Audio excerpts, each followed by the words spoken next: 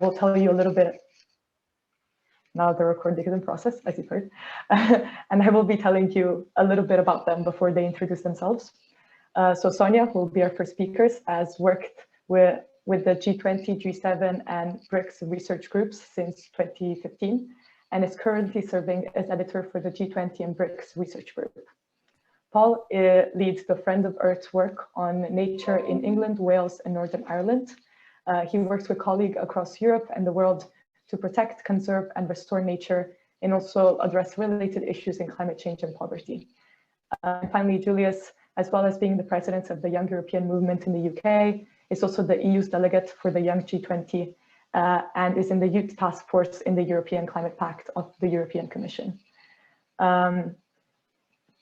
They will be addressing questions such as why should we care about the G20 and what is the role of youth within it, as well as how ambitious are its environmental policies, which we believe are crucial in today's political framework, and a little bit about the schedule of the event, so you will know more or less how it will work.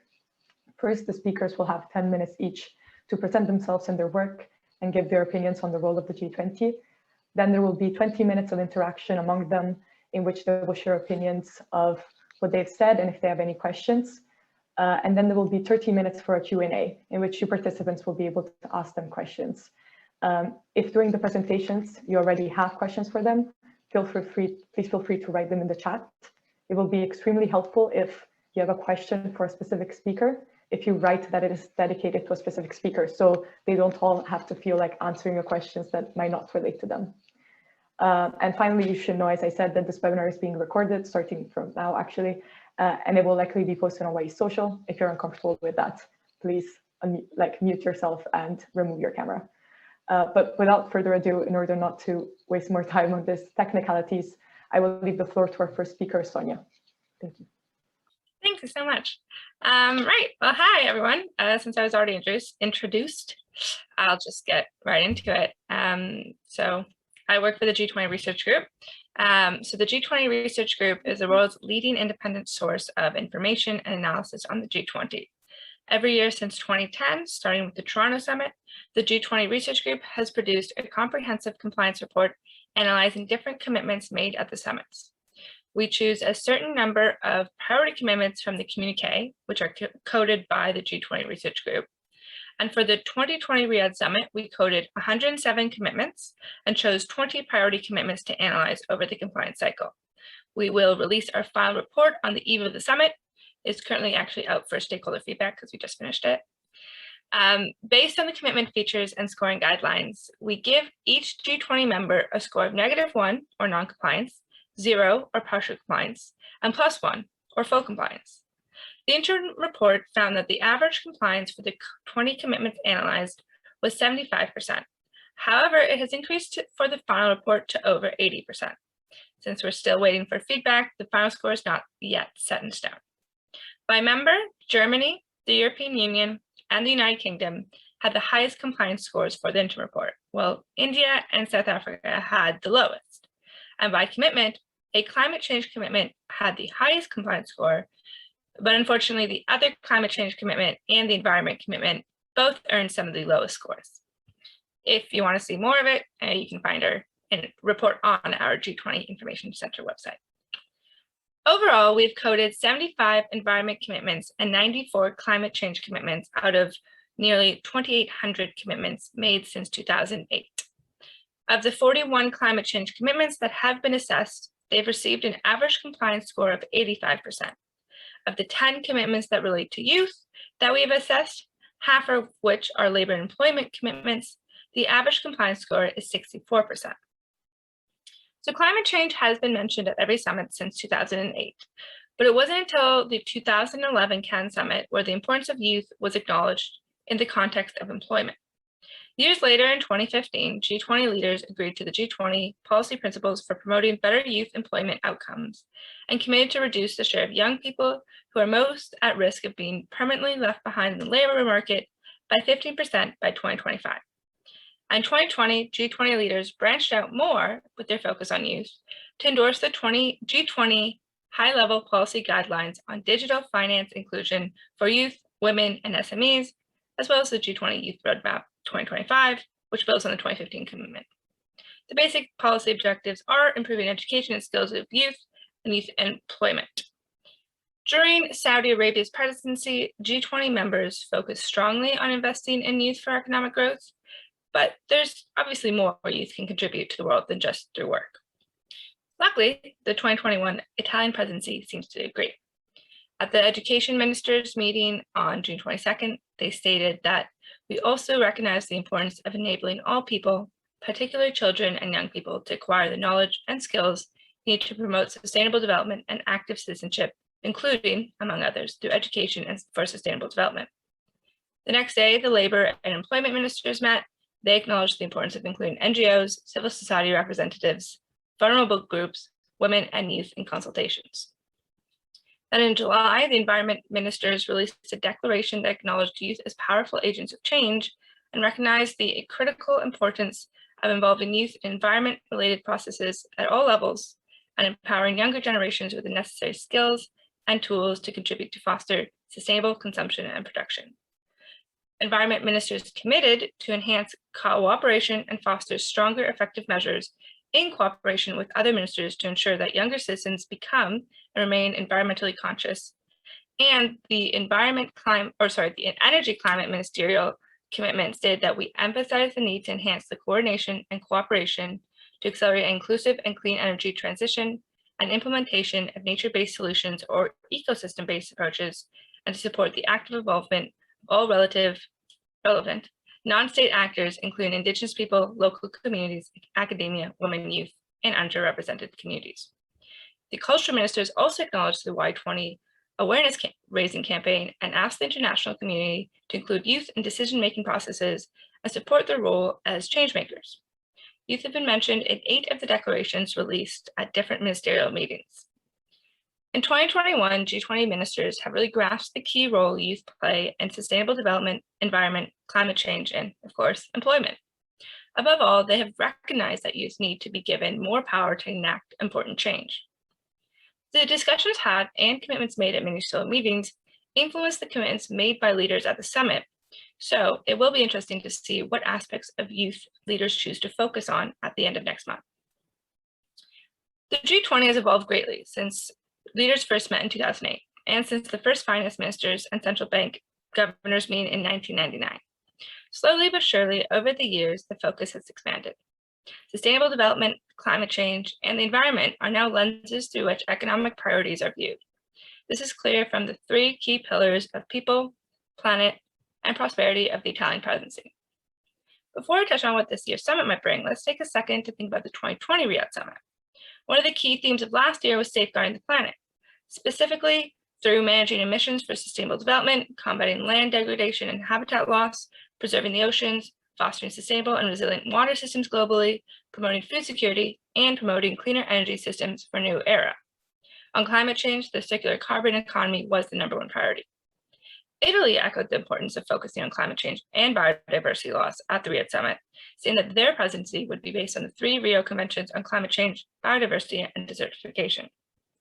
Italy's G20 presidency so far has proven their commitment to environment and climate change, with 6 meetings that focused on environment, starting with the first environment senior officials meeting on March 22nd, 24th. They also hosted 7 meetings on climate and climate sustainability, starting with the first Energy Transitions and Climate Sustainability Working Group meeting in March.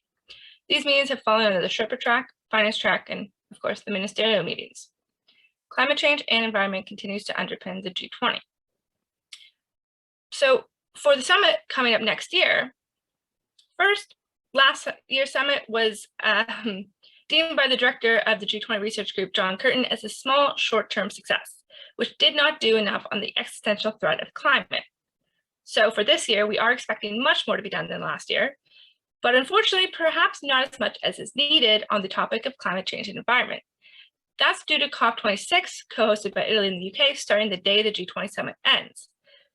So because of that, climate change and environment may not get the attention it deserves at the G20 summit, but it should be a good jumping off point for the COP26, as the G7 has always been for the G20. Inevitably, climate change and environment will be the underlying message of discussion, as G20 members are far from abiding by their climate change commitments.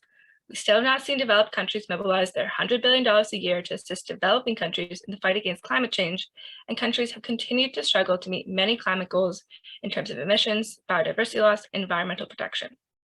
However, with the 2-week COP26 summit being held in November, climate change and environment will certainly be tackled, well, hopefully.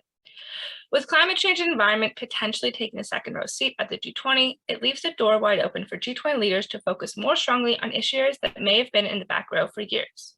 Unfortunately, there are several issues that the G20 has overlooked in the last few years, but one that has been acknowledged this year, and therefore likely will be given more attention at the summit, is the needs and opinions of youth.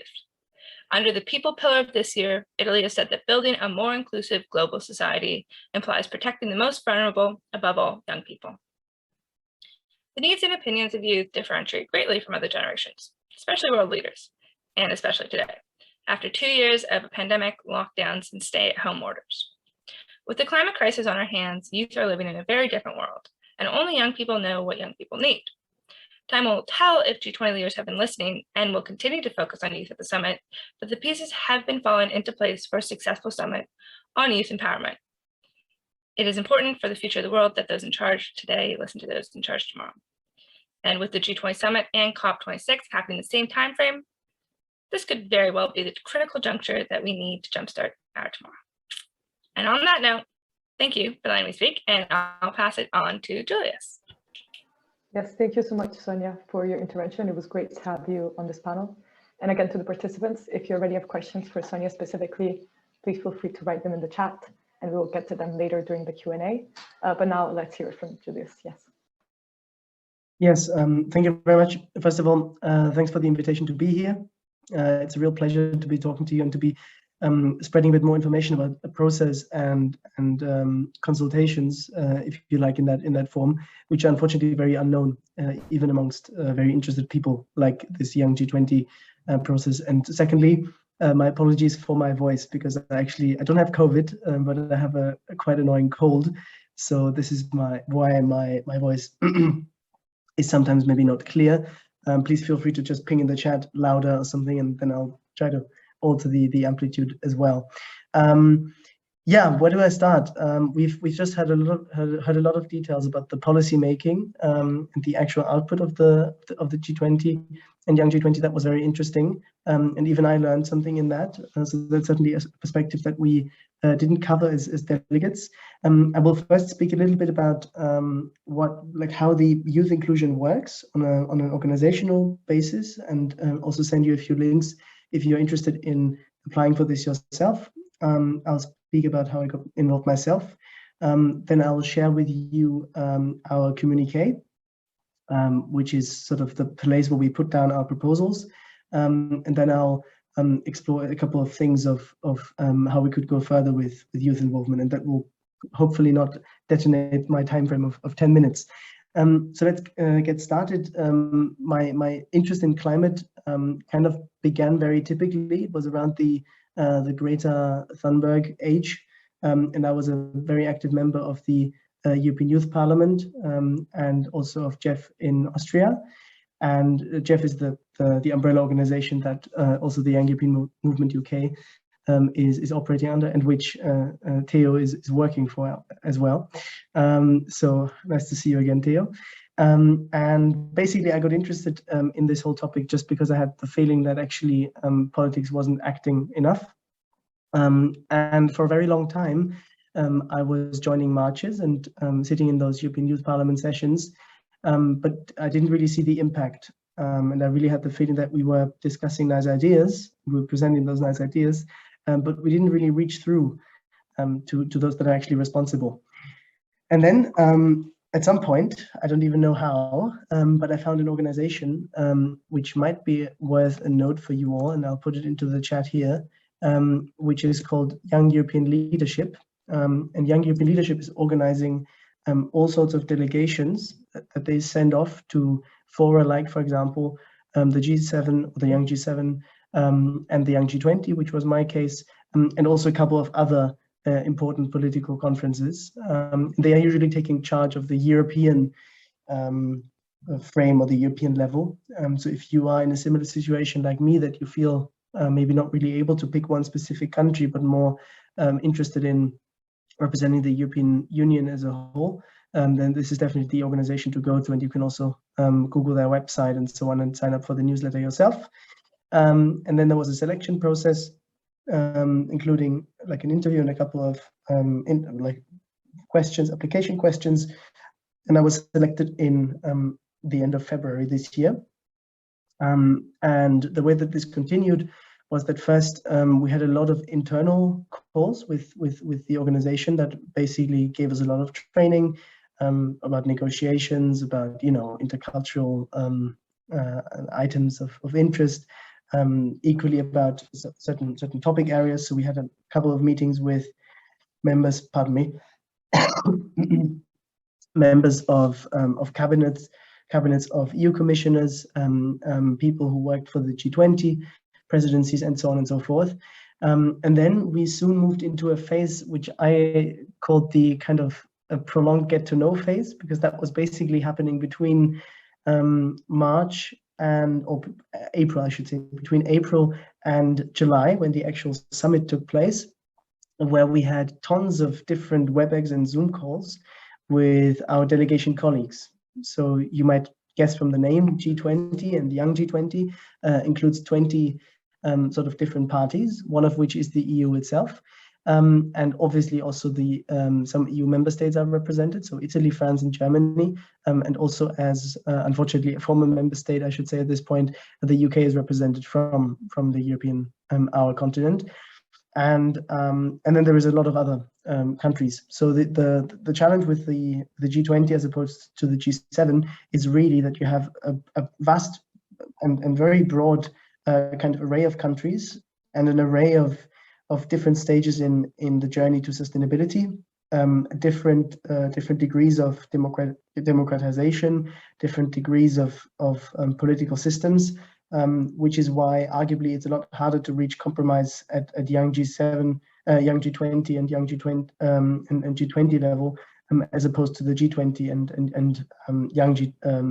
No, I'm getting confused now. It's much easier with the G7 and the young G7 as opposed to the wider group, which is the G20 or Young G20, because, and that's my point, because there is so many other countries involved, and you might already guess a few of them, which obviously were problematic in some ways, because unfortunately, with some countries, we faced the issue that we had. We noticed that they were selected by their actual governments. So I wasn't selected by my government. I was selected by a youth organization which holds this status of being able to send the European Union delegates.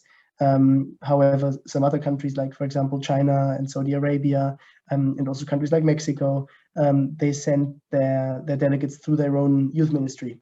So obviously there was a certain sort of tendency towards also keeping up the policy game, which, however, and I want to make this very clear, I want to say that I had the feeling when I was a delegate at the European Youth Parliament and so on, that one of the reasons why no one listened to us was because we didn't have that exchange with decision makers. And I think having a realistic simulation where you actually sit with someone from that other country that actually represents that other country's viewpoint, rather than representing the average young person's viewpoint, which is of course climate action, net zero, no cars, a lot of trains, everything green. I mean, that would be easy. And we basically live in our own echo chamber, and we would send that communique to the G20 leaders, to the grown-ups, and they would just say, aha, interesting, thank you. If, however, the selection process is a bit more strict and is a bit more sort of realistic, our interesting sort of challenge and my objective was that we actually reach a communique which can actually be sort of step-by-step implemented, and that's where I move to my next phase, which is where I would ask to share the screen and to display our little communique so that you can have a look at this, if that's possible. It's coming on just now. Great. Yeah, so here you see what this outcome document looks like. The organization is called a Young Ambassador Society in Italy. So that was sort of the local host of the summit, which was again selected by the Italian presidency. And then you have an introduction. And if we scroll further down, you see that we have a cross-cutting proposal about vaccine equity, which is a really, really important issue, I think. And then if you scroll further down, you can see that this is the first policy track, digitalization, a future of work, where we had 8 proposals. And if you scroll further down to page number 7, I believe, if I'm not mistaken. So this is the second track, inclusion and equal opportunities. And then in page number 7, voila, that's it. Page number 7, that's our proposal. So I will put the link into the chat here as well, so you can check this out after the seminar, not during the seminar, please. You're going to see that we came up with quite comprehensive proposals, and we actually hope that some of those might actually be taken forward. So we tried to be as consistent as possible with regards to linking existing policy initiatives and with regards to referencing certain sort of UN worldwide already accepted statements or accepted measurements in order to increase the likelihood of this actually being taken forward. Maybe we can just scroll through the end of the document so we can see all the 8 proposals. You can see we also did some hyperlinking here, carbon pricing mechanism. If we just stop here, this is always one I like to talk about, because you might have heard that the European Union is trying to prevent very cheap and dirty imports entering the EU market and thereby destroying European-based industry, which obviously is subject to very strict environmental regulation. And so they came up with this excellent idea of a CBAM, a carbon border adjustment mechanism. And that idea was something that I definitely wanted to take forward, because I think that the more countries join this scheme, the higher the likelihood of even more countries employing similarly high environmental regulation, thereby establishing a level playing field between all countries. And this is why I pushed for that to be implemented at the Young G20 this year, right from the start.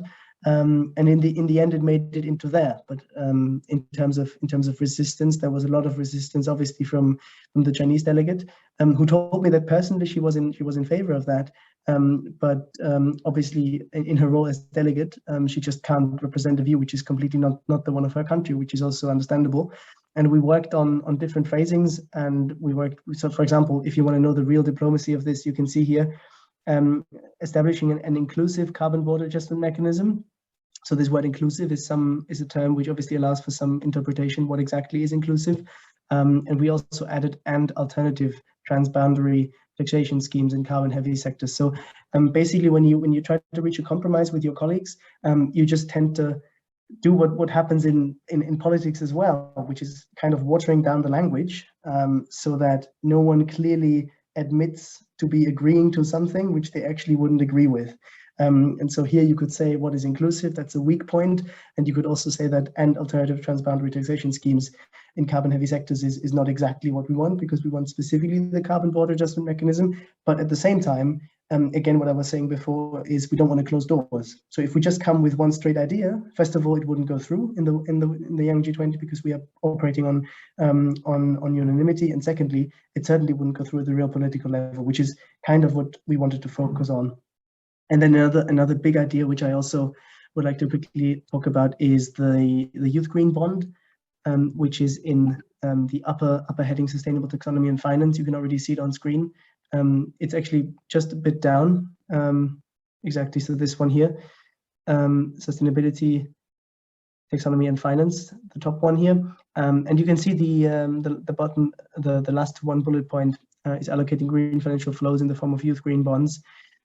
Which is an idea that, thank you, that's very handy, which we also presented to several cabinets of the European Commission already. And you might be very pleased to hear that the cabinet of Frans Timmermans, the commissioner responsible for climate action in the EU Commission, was actually very positive. So we met with the head of cabinet, who is a former Dutch politician and very passionate about youth involvement.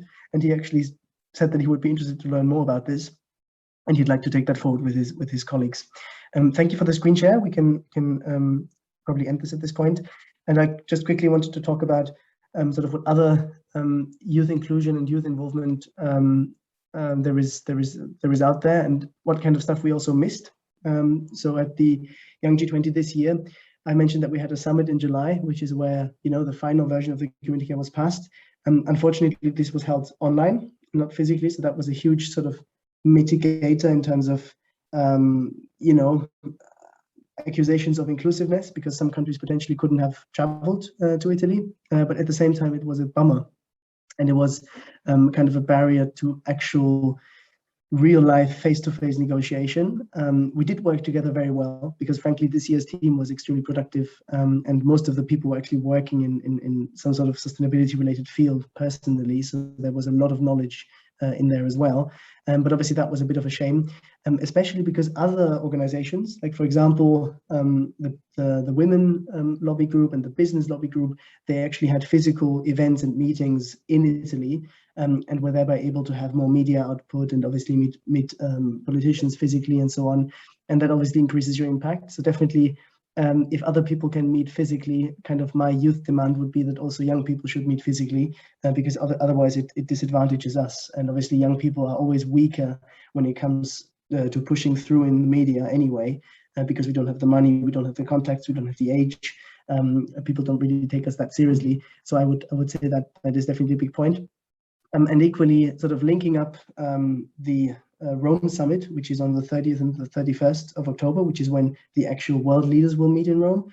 Right after, and I wonder if that's actually on purpose or not for traveling reasons, but right after world leaders can go to Glasgow and can attend the COP26, and sort of linking up more directly the youth policy at the G20 and G7 with what's then going to be negotiated at the COP26 would very much make sense, at least from a climate perspective, which is why I'm very pleased to say that I myself was lucky enough to get an observer ticket through my university, because it's based in Scotland and they had a partnership. So I'm going to be attending, but a lot of other very motivated people from the young G20 would probably like to take forward their proposals at the world stage now that they've presented to the G7 stage, and this won't be possible. Sorry for being a bit longer. I'm looking forward to your questions and comments afterwards. Thank you so much for your presentation, Julius. It was very interesting, and I love even here the reference to the COP26. It seems like it's a common theme. And now for our last speaker, Paul, I think you need to share the slides. So as soon as Pega puts them on, you can start your presentation. Okay. Thank you. Okay, well, thanks very much for the invitation, and really interested to hear from Sonia and from Julius. So my name is Paul De Silva, and I'm just going to go next slide. And you asked me to talk about the G20 and the environment, potential impacts the G Summit will have, and is environment a priority? Next slide. So the quick answer is we don't know.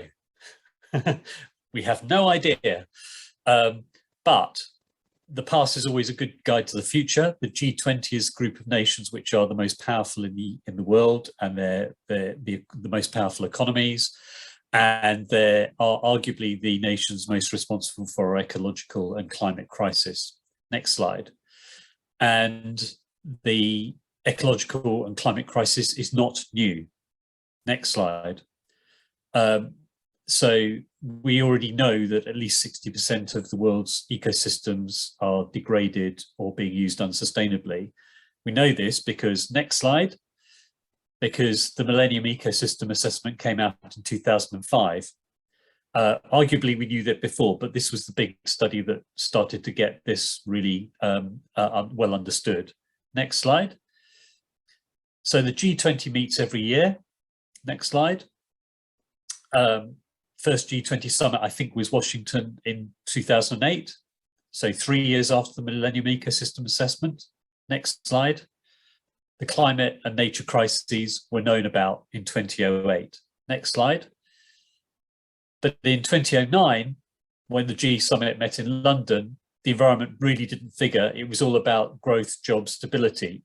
Perfectly natural for an organisation that's primarily concerned with economic growth to talk about those issues. But these issues were known about then, and they didn't discuss them in any seriousness. Next slide. So since 2008, most G20 summits have focused on growth. They then talked about the recovery from the global crash, which was the economic system collapsing in on itself, failing on its own terms.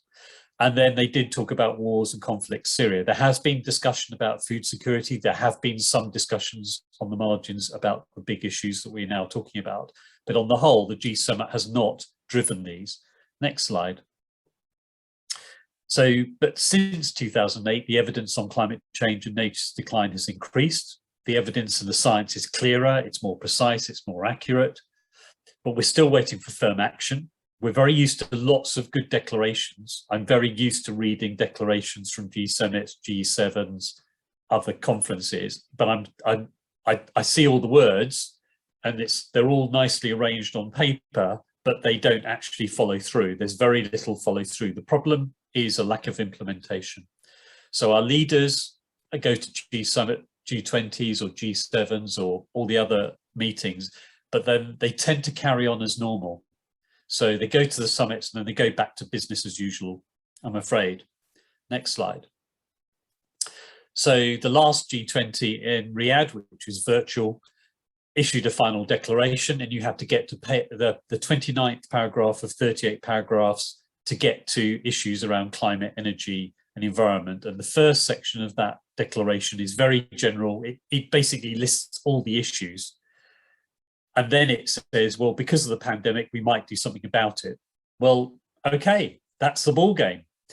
Great. But these vague statements are very much like the recent statements I've seen in several decades of wasted time and wasted opportunity. Next slide. So all during this time, we've built up what I call a triple emergency: ongoing decline of nature, climate change taking grip, and poverty, because these things are linked. They're not separate issues, they're linked. You have to see them as linked issues, they're not separate. Next slide. We know why we're in trouble. The causes are well and truly documented in the science, the evidence. All our world leaders, all our leading businesses have this evidence in front of them. We know about deliberate damage to habitats. We know about the role of modern intensive farming, agriculture. We know about pollution, whether it's big oil spills or whatever. Next slide. We know about the role of trade and how trade increasingly is related to carbon emissions and environmental destruction. The role of commodities trading in particular. We know about the growth of cities being unsustainable and needing to be done better. Next slide. And we know that the interlocking of the links between climate change and nature, the evidence on that. I wrote a blog on this 7 or 8 years ago, trying to get people to realize the links between climate change and nature's decline are linked, not separate. And then there's far too much money still going into the wrong things. That's easy to say, but the evidence is true that we're still funding the wrong things. So these are the reasons why we're in trouble. Next slide.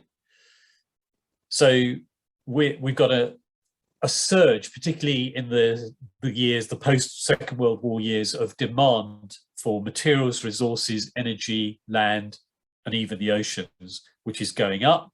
And you've got a declining capacity or ability of those natural systems and even our atmosphere to cope with what we're demanding on it. Next slide.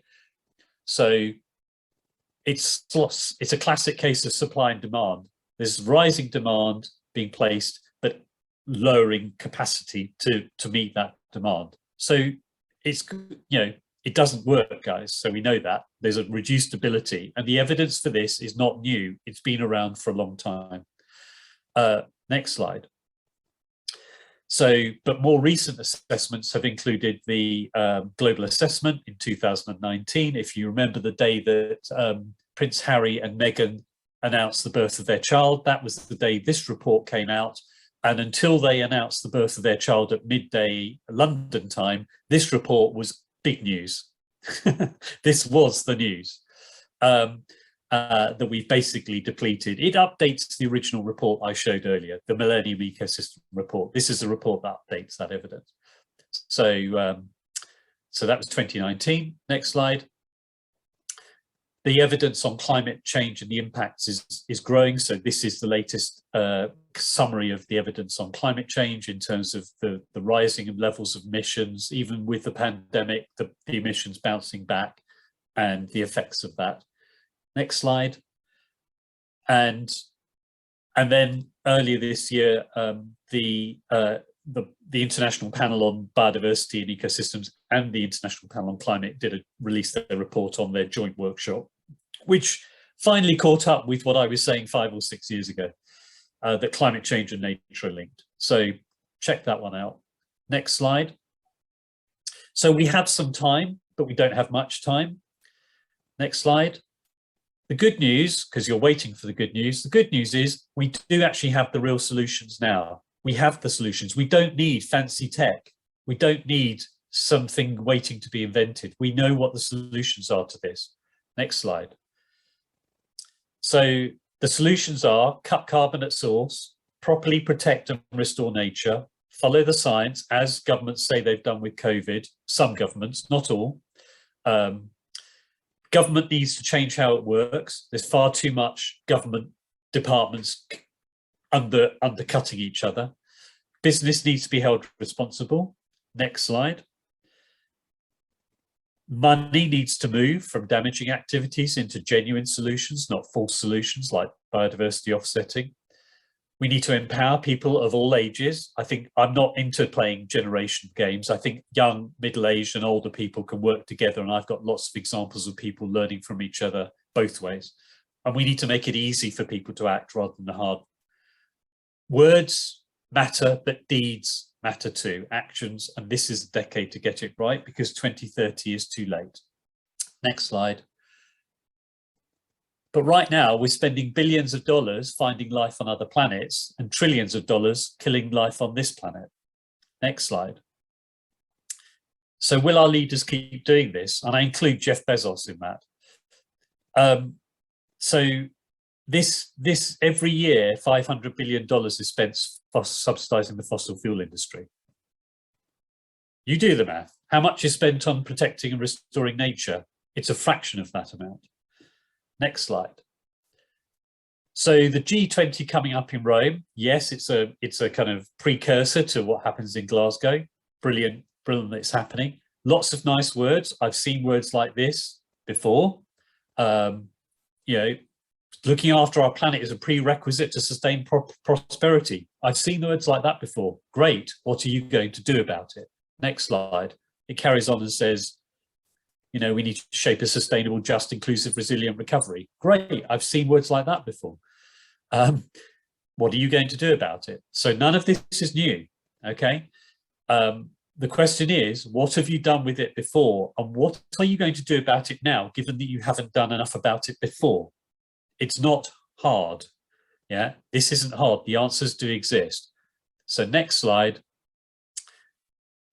And just recently, this is from the Global Governance Project, Patricia Espinosa, who's from the UN Framework Convention on Climate Change, said countries, even on climate change, countries haven't even acted to deliver on the Paris Agreement.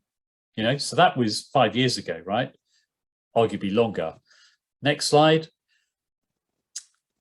The latest report looking at what countries are saying they will do falls short. It's not good enough. It's not going to help us stick to 1.5 degrees. Next slide. And she concludes, there's basically, the commitments are so lax or so poor that they're less than a 1% reduction in emissions compared with what's needed. So it's insufficient. So lots of nice words, but insufficient, inadequate, and nothing has changed. So the question is, will these summits start to do something and not just be a nice gathering with a photo call, and then, as I said earlier, people go back to normal? Coming to the end, next slide.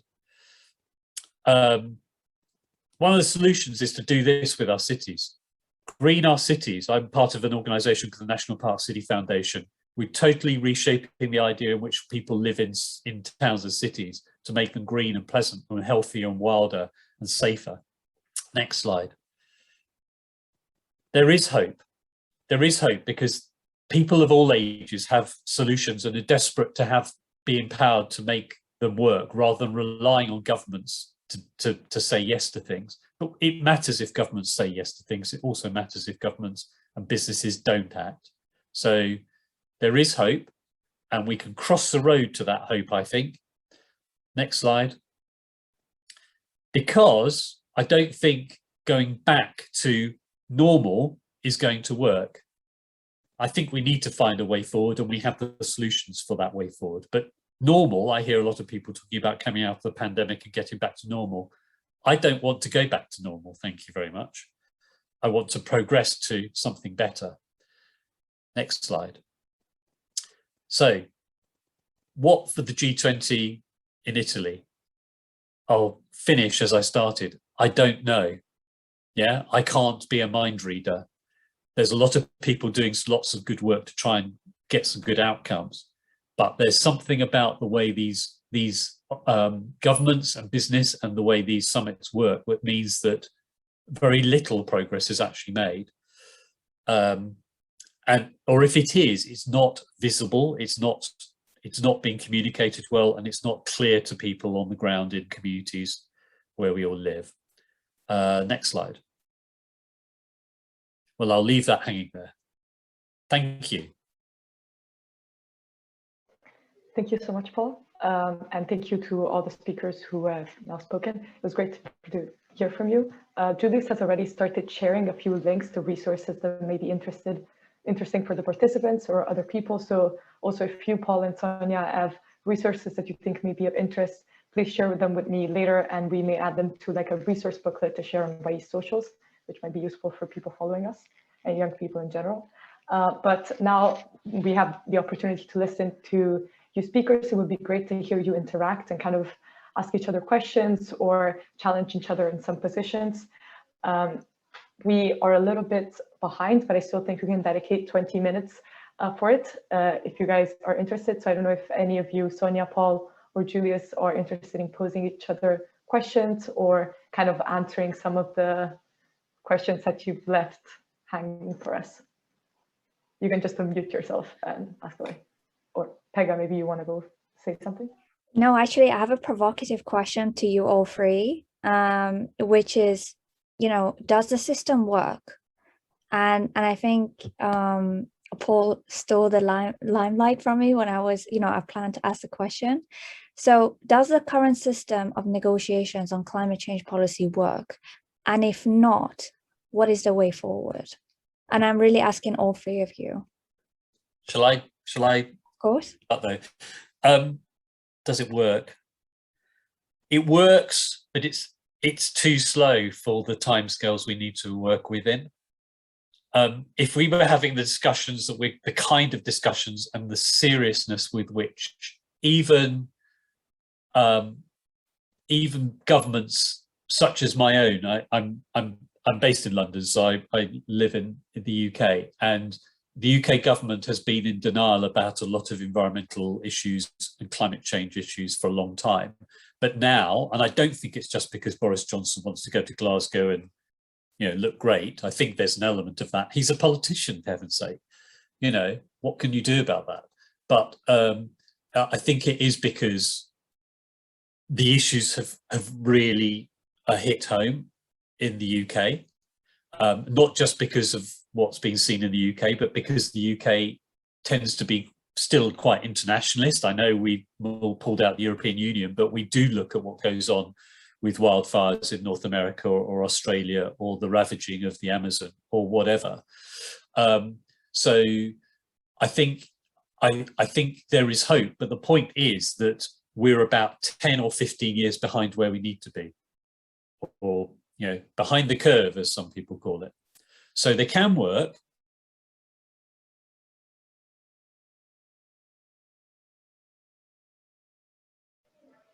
I think Paul has maybe lost connection. Yeah. I was gonna make a comment, but then he froze. Yes, feel free to go ahead and make the comments, and then when he unfroze, we'll let him know. As somebody who lives in Canada, whose government has not been denying climate change, and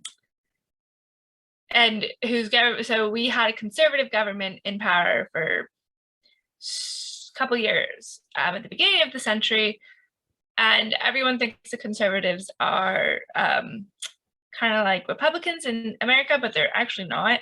By definition, like, they're called the conservatives for a reason, because they actually want to conserve things. It's very confusing, but they don't not believe in climate change. They just always had a different viewpoint. than the liberals. But even here, where we still believe in climate change, nothing happens. I don't think I can name one thing Justin Trudeau has done that has actually tackled climate change. We just watched BC burn. You know, Alberta's flooding, like it's not great. So I don't think the system works. But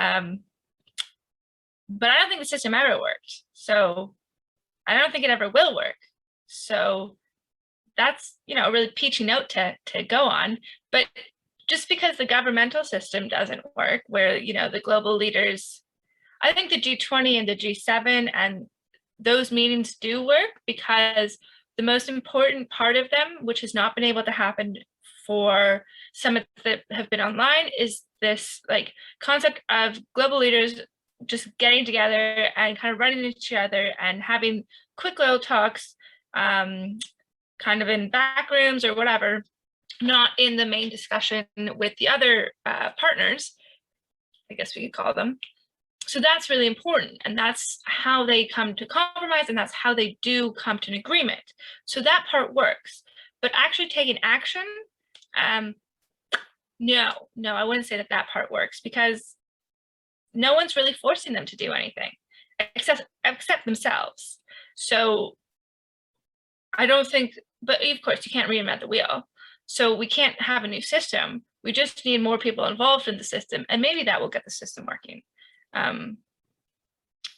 Hopefully that's a more ideal point.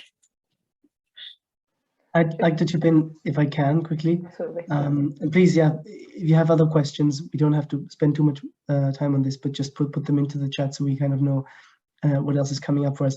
But on the point of the system working or not, I've always been kind of skeptical of too much of outside marching the street demonstrations, Extinction Rebellion, blocking activities previously.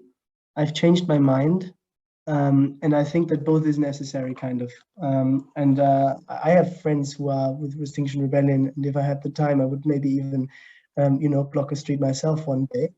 But I wouldn't, for example, block a street to an airport, you know, or like a street where people, I don't know, where there is no way to circumvent it, kind of, because I don't want to cause that kind of disruption, because I don't believe in that, and I don't believe this is how you build bridges with the population. But just speaking about the principle of civil disobedience, I think it's necessary, because we kind of need to get our brand out there a bit more clearly.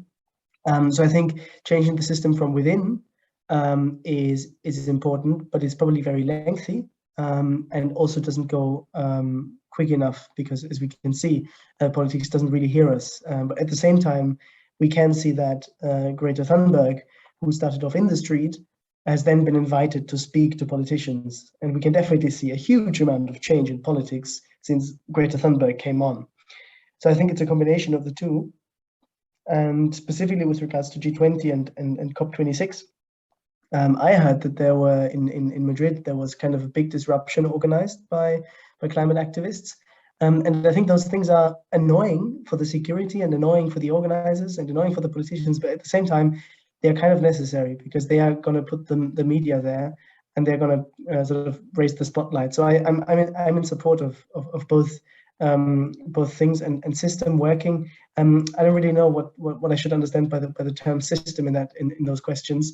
And I just think that we are not delivering. And if this is now, if we should overthrow the system completely or not, I don't really, I doubt that this is going to lead us further, because as soon as we talk about overthrow of the system, we have people drop out, and we have people think that we are Marxist extremists that want to nationalize all businesses and want to take away people's fortunes and so on. And I think in order to get everyone into the boat and on board with us, I don't use those terms like overthrowing systems and so on. And I would say we have to work within the system that we have and disrupt it, and also try to reform it from within. That's maybe also a bit of a more positivist view. Thank you so much for all of you. I see also that we've welcomed back Paul, which is great. I understand you were kind of interrupted mid-sentence. So if at any point you want to pick it up where you kind of left off, and then you can move on with the next question, that would be wonderful. Yeah, sorry about that. I blew up the internet or something. I just heard Julia say, I think it's really interesting. I think you were talking about there's all sorts of ways to challenge the system, aren't there? I think you can operate inside, you can operate outside. I think the most successful organizations are the ones that know how to do both. But I'm not entirely sure what overthrow the system ever means. You know, my own experience is that a bit like the financial crash of 2008. I think I said earlier, you know, that we had a major economic meltdown because the system itself collapsed. So I'm not saying you wait until these organizations or others tend to fall and collapse in on themselves, but they do tend to have a capacity or an ability to do that. And so society needs to be ready for when those things happen, and we need to become more resilient and able to do that, I think. So yeah, I think we believe in democratic process and democratic government. It's not easy. It takes time, which is why I was talking about the need to speed up, because the evidence exists. I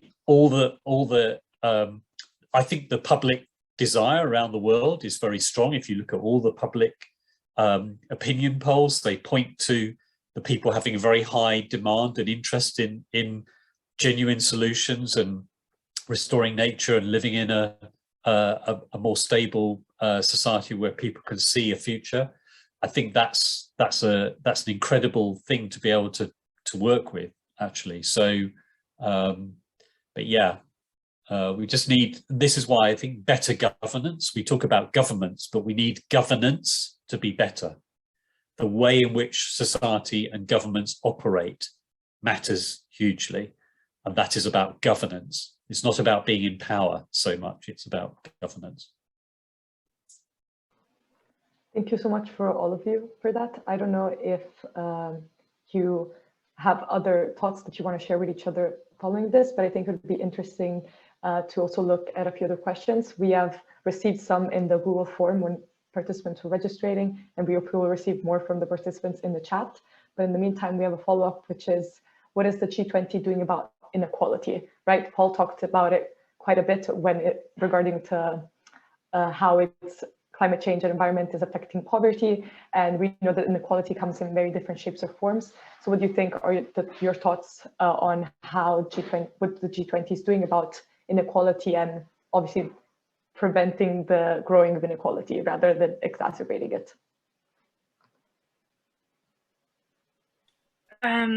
So actually my background is in peace and conflict studies, and I, as I was introduced, do development. So this is definitely more my speed than climate change. Not enough, absolutely, because we can see that the divide between the rich and the poor is getting worse within the world, but then also within countries. Like, no, everyone's getting poorer and everyone's getting richer. The middle class is not growing like it's supposed to, and especially not in like the global south, where that's even more important. But in the global north, it's, I mean, just as important. People are just, it's not going well. But what the G20 does do that I think is interesting, because the G20 itself obviously is all of the largest economies, but it doesn't actually represent a lot of the, one sec.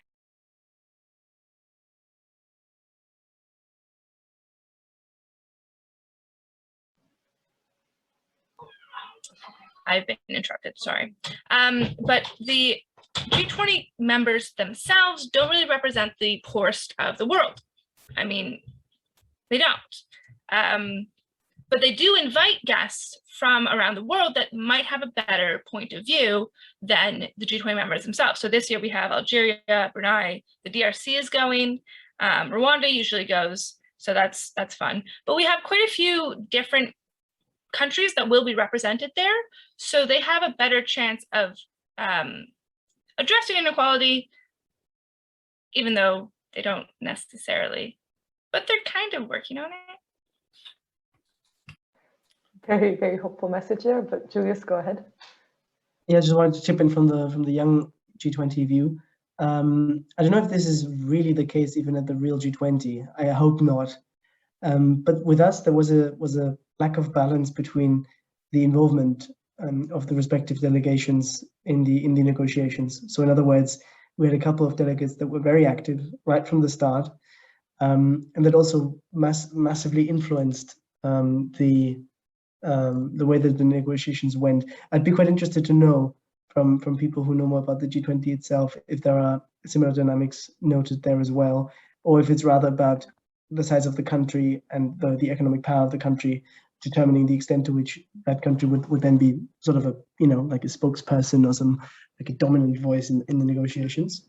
But now speaking again about the Young G20, as a result of that, because we had a very, very, very active Mexican delegate, we immediately included the kind of global South notion and different stages of development in the proposal. So when first proposals included stuff like high-speed railway, Emiliano, who at this point has become a friend of mine, immediately went like, hang on, no, this is not gonna work, guys. We have to be realistic.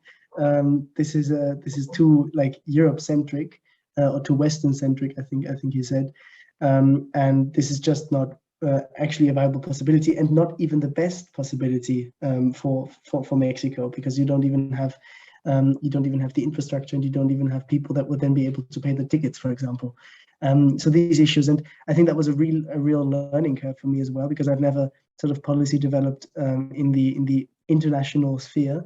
That was really interesting to see, and more specifically about equality, now less in a different country sense, but also in terms of women. You might want to check out our other proposals, specifically the one about inclusion. Sorry, the track, the inclusion and equal opportunities track. So in the link that I sent earlier, if you go to page 5, you can see all the proposals on that topic, and there is a lot of it in there.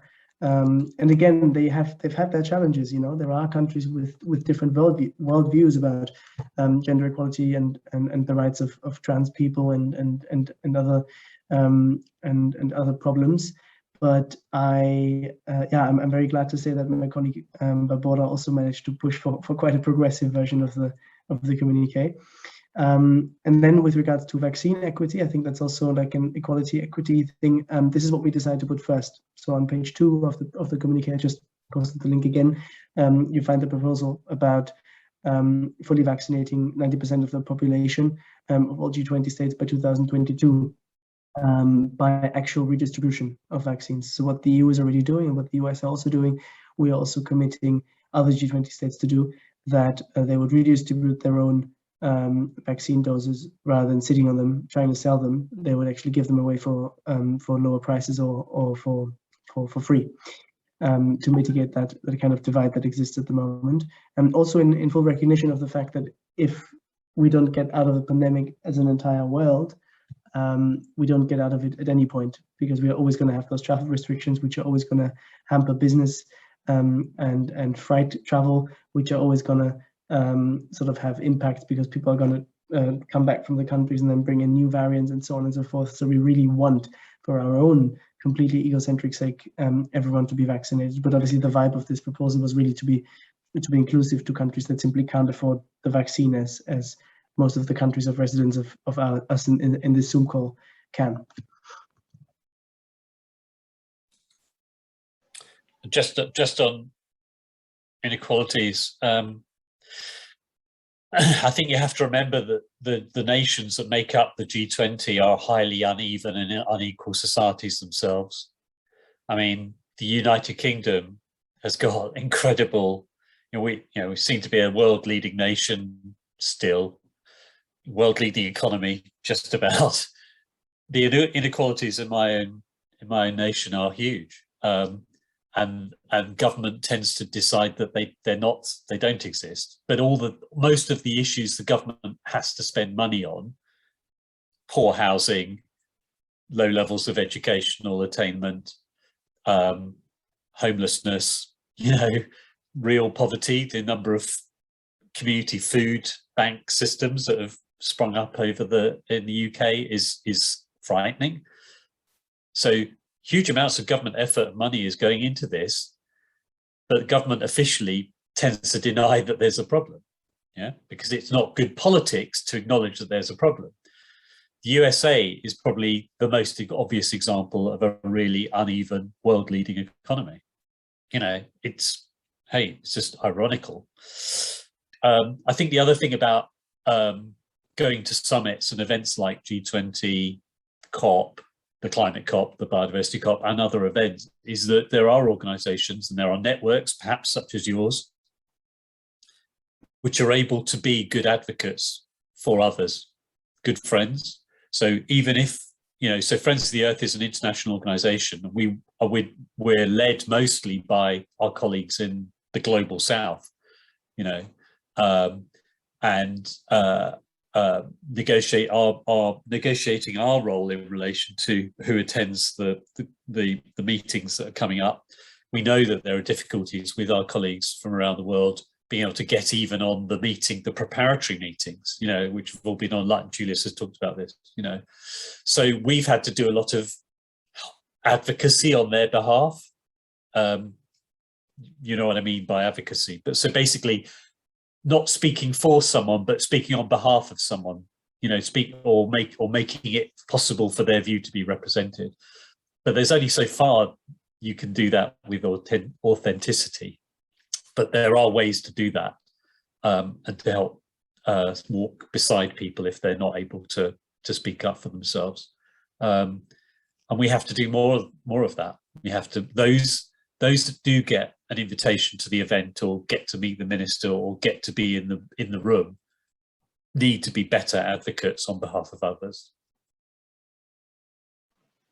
Thank you all for answering that question. I also think we kind of covered a lot on the different ways in which inequality can be described and the different ways to tackle it, which I think is very important.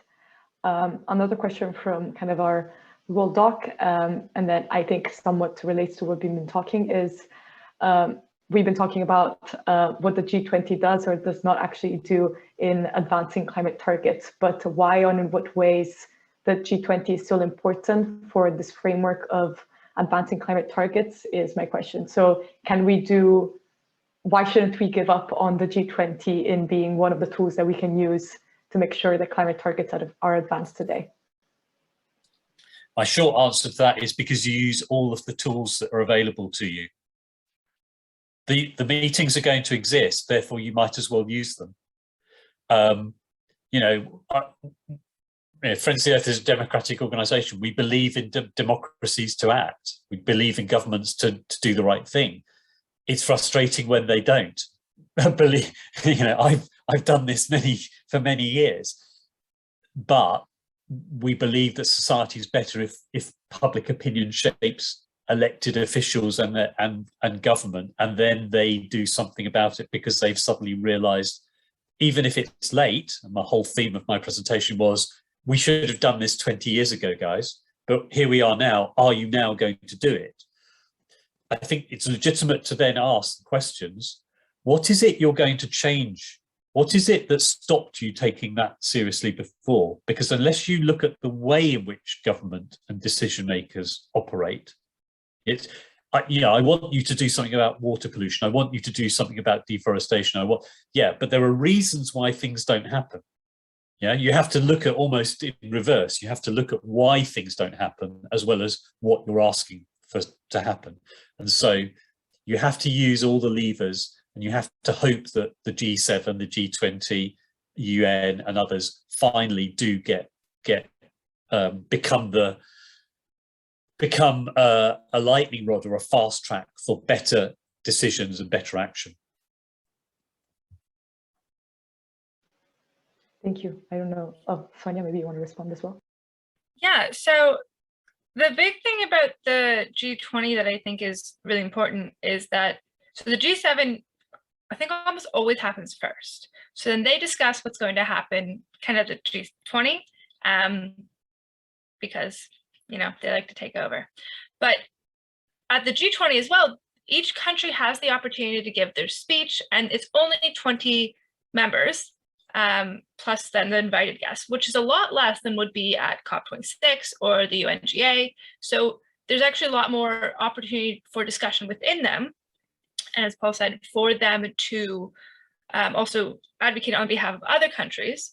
So it's important that the smaller venues exist for people to have more in-depth conversations with a smaller group, as opposed to maybe just bilateral meetings constantly at the UNGA or the COP26. They also have bilateral meetings at the G20, but with not as many members to discuss with, you can have more bilateral meetings, and also with more countries that are unlike yours, so you can learn more, which is also why I think their vague language, though annoying, is important, because it does give each member a chance to interpret it in their own way and be able to abide by that commitment in a way that, you know, maybe Mexico can do, but Canada does differently.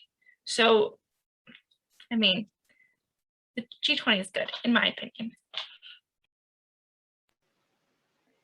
Thank you, Julius. I don't know if, thank you, Sonia. I don't know if also Julius wants to answer to this one, or maybe we'll pass to the next question. Yeah, maybe the next one. Perfect. Then one of the participants just asked, what will the G20 do about access to education? So they have the Global Partnership for Education, which they've actually contributed to nearly every year. The UK is a big advocate of it as well.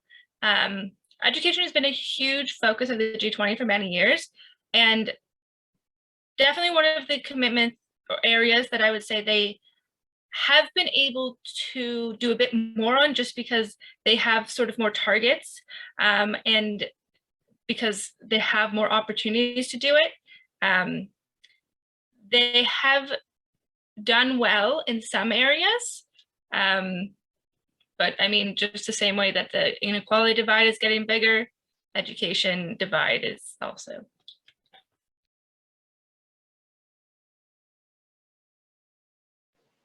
I don't know if there's any other speaker who would like to address this, maybe if there's anything that has been shared in the Y20 about it, or if Paul wants to add something as well. Yeah, I'm very happy to. I'm going back to, again, I'm not going to send it a third time. I'm going back to our communique document.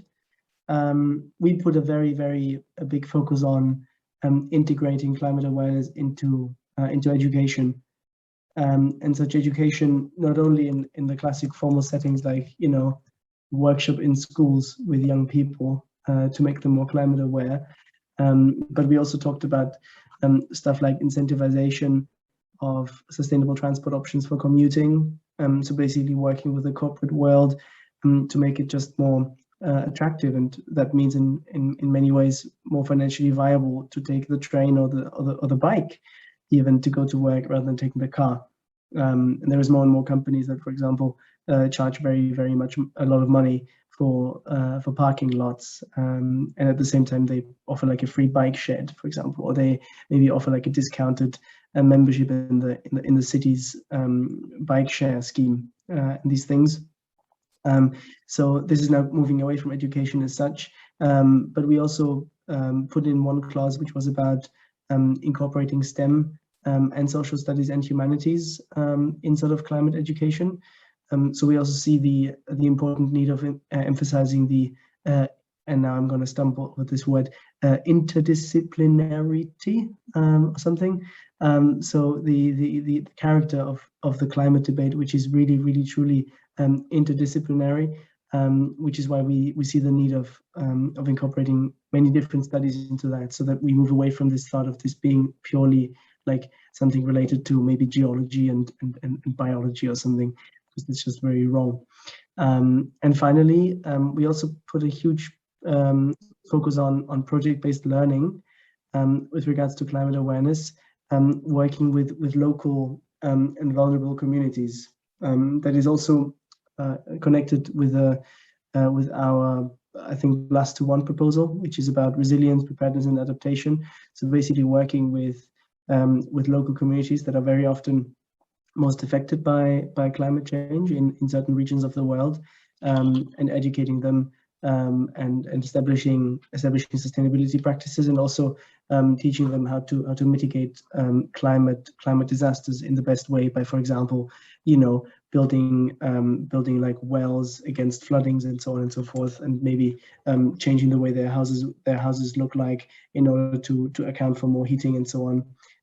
That is going to come over the next couple of years. So yeah, we had a huge focus on education, but not in the classical sense, more in a holistic approach, I would say. Thank you. I think as Youth and Environment Europe, we do really believe in the power of non-formal education. So it's great to hear that we're also working on that. I think we are heading towards the end of the meeting. So I would like the speakers to answer one last question, just to wrap it up, which is, what message do you have to young delegates that will attend COP26? Since you've all, to some extent, talked about it. A short message for future delegates would be nice to have.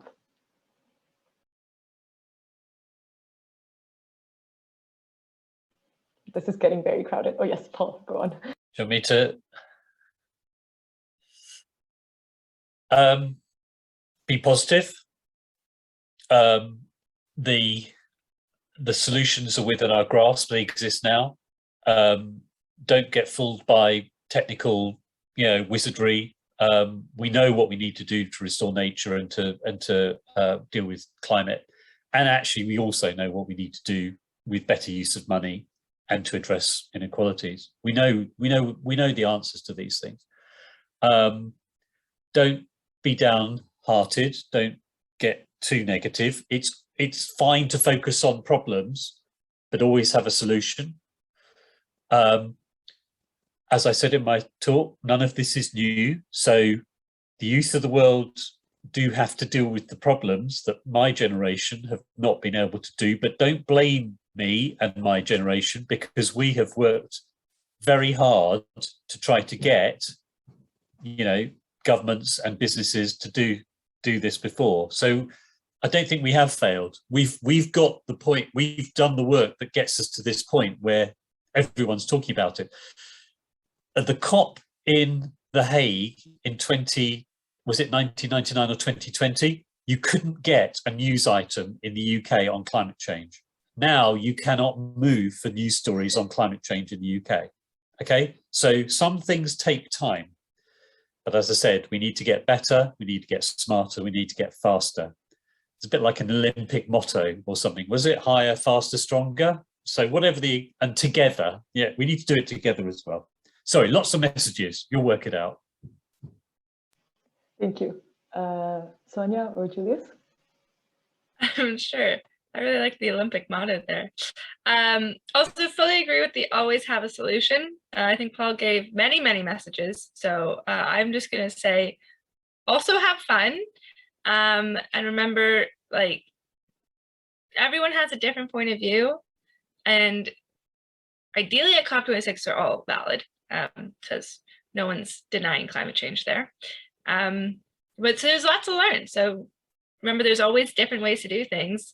But of course, all the ways to do things we already know. So just learn new ways. And yes, have fun. Don't get too discouraged.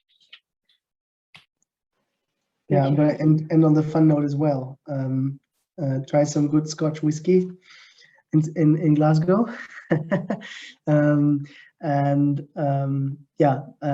I would underline that as well. But at the same time, I think it's really important for everyone attending, including myself, that we are aware of this enormous privilege that we have with our ticket, because that's really a rare thing. I mean, being one of those few young people that go there, or be whatever age group you're a part of, you're definitely only one of few, and it's a topic that everyone or most people really care about a lot. So let's make use of the time that we are there by networking, developing projects together, exchanging contact details, establishing corporations, and be very, very, very as much extrovert as we can be in terms of liaising with others. And the second thing, it's a bit generic, but never dare to ask, and never dare to be pushy when it comes to, for example, your national environment minister being there, and you see them in an event and you are afraid of approaching him or her. I think you should go for it.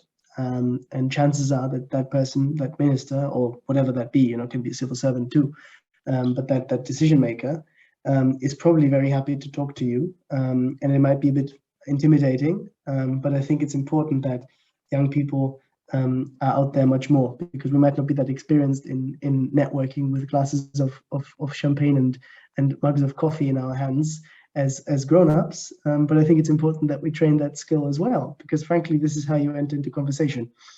And once you are in that conversation, that can take you basically anywhere. So on a final anecdote, in that meeting with the head of cabinet of the Commissioner Timmermans, for example, he said, well, I don't know what's possible now because we are so late in the process, but I would really love to help you guys to become a bit more visible with your really comprehensive proposals at COP26. So if we can do a collaboration event in the European Commission tent at COP26, I'd be very happy to support that.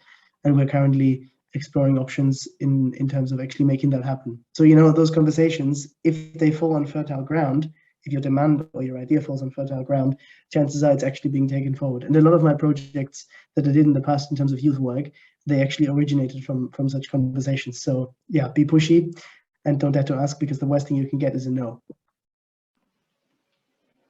Thank you so much for joining us. And this is the end of the meeting, but thank you for answering all the questions and being so kind on this afternoon, or in the case of Sonia, morning. But it was great to hear what you have to say and your also different opinions on our current system and environment and the role of the G20 in it. To you and the participants as well, and whoever may listen to this recording, Youth and Environment Europe is hosting more events in the next few days on different international processes, if you would like to check them out. As well, we're also in the process of preparing a position paper on G20, and it was really interesting for us as well to kind of hear what you have to say in this context. But thank you, and I hope you